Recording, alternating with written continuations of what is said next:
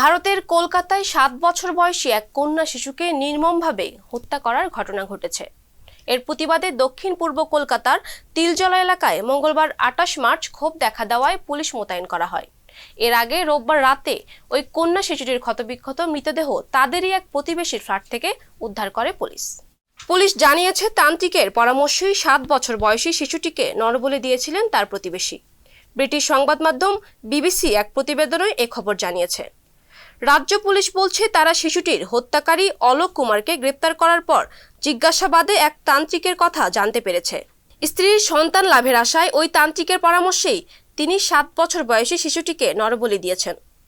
হিন্দু তীর্থক্ষেত্র তারাপীঠের পূজারীরা জানিয়েছেন, তান্ত্রিক মতে কোথাও নরবলি দেওয়ার বিধান নেই।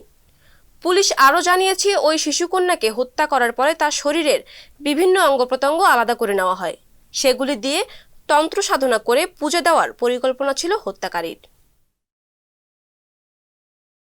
সংবাদ, ফিচার ও অনুষ্ঠানের জন্য ভিজিট করুন সংবাদ প্রকাশের ওয়েবসাইট এবং যুক্ত থাকুন ফেসবুক পেজ ও ইউটিউব চ্যানেলের সঙ্গে।